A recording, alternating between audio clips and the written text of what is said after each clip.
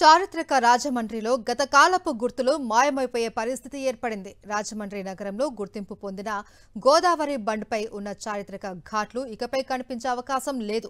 కూటమి ప్రభుత్వం Godavari river front పేరిట నూతన నిర్మాణం చేపడుతుంది. 2 దశలుగా చేపట్టనున్న రివర్ ఫ్రంట్ పనుల్లో భాగంగా వందలాది పురోహితులకు ఆధారంగా ఉన్న పిండ ప్రధాన ఘాట్ కూడా కనుమరుగు కానుంది. దీనిపైనే ఇవాల్టి సాక్షి స్పెషల్ స్టోరీ. మరో 2 ఏళ్లలో గోదావరికి పుష్కరాలు రానున్నాయి. చారిత్రక రాజమండ్రిలో ఈ 2 ఏళ్లలో అనేక అభివృద్ధి కార్యక్రమాలు నిర్వహించాలని ప్రభుత్వం అనుకుంటుంది. ఈ అభివృద్ధి కార్యక్రమాల్లో భాగంగా ఈ పిండ ప్రధాన ఘాట్ పూర్తిగా కనుమరుగైపోనుంది. దీంతో బ్రాహ్మణులే కాదు స్థానికులు కూడా తీవ్ర ఆందోళన అయితే వ్యక్తం చేస్తున్నారు. ఈ ఘాట్ ఇలాగే ఉంచి అభివృద్ధి కార్యక్రమాన్ని కొనసాగించాలని చెప్తున్నా సరే ప్రజాప్రతినిధులు కానీ అధికారులు కానీ వినే పరిస్థితి కనబడలేదని వాళ్ళ ఆందోళన ఎక్కువవుతుంది. మరో 2 ఏళ్లలో గోదావరికి పుష్కరాలు రానుండటంతో రాజమండ్రిని పర్యాటకంగా ముందుకు తీసుకెళ్లేందుకు స్థానిక ప్రజాప్రతినిధులు అధికారులు గోదావరి రివర్ ఫ్రంట్ పేరిట గోదావరి బండ్పై నూతన నిర్మాణాన్ని చేపట్టేందుకు ఏర్పాట్లు చేస్తున్నారు. దాదాపు 550 మీటర్ల పొడవున ఇప్పుడున్న పార్కును తొలగించి నేరుగా గోదావరి నది కనిపించే విధంగా గుజరాత్లో సబర్మతి రివర్ ఫ్రంట్ తరహా నిర్మాణాన్ని ఏర్పాటు చేయాలనే ఉద్దేశంతో పనులను ప్రారంభించారు.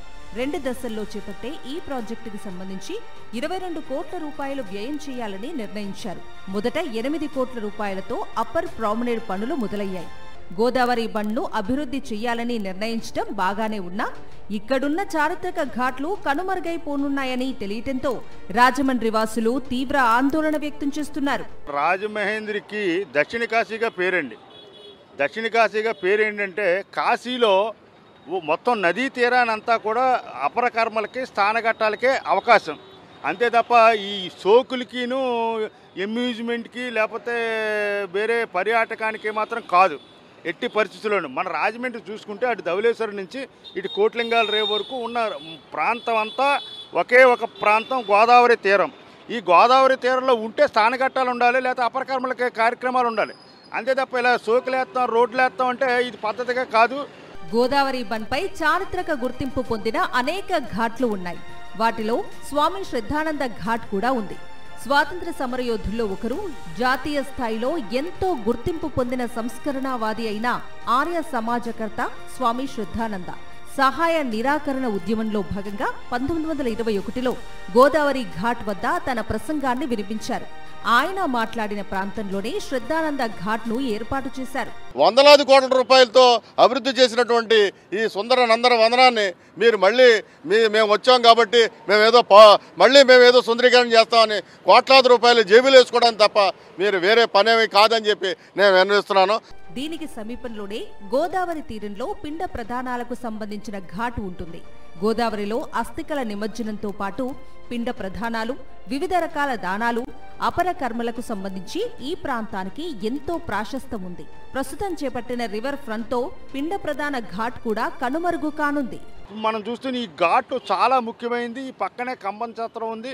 ఆ సత్రం నుంచి వీరు జస్ట్ ఒక 10-15 అడుగుల దూరంలో వచ్చి ఇక్కడ కలుపుకుంటారు. ఇప్పుడు వీళ్ళందరినీ ఘాట్లు తీసేసి ఈ షెడ్యూల్ తీసేసి ఇక్కడి నుంచి తీసుకెళ్ళి ఎక్కడో ఇస్తామంటున్నారు. అక్కడి నుంచి పిండ ప్రదానాలు చేసేవాళ్ళు నడుచుకుంటూ కాళ్ళకి చెప్పులు ఉండవు ఆ టైంలో లేకుండా అక్కడి నుంచి సుమారు 1 కిలోమీటర్ దూరం వెళ్ళి కలుపుకోవడం అంటే చాలా దాని అంతరార్థం చాలా దారుణంగా ఉంటుంది. ఇదంతా ఒక ఎత్తైతే 2వ ఫేజ్లో 14 కోట్లతో రివర్ ఫ్రంట్ కార్యక్రమాన్ని నిర్వహించడానికి ప్రయత్నాలు జరుగుతున్నాయి.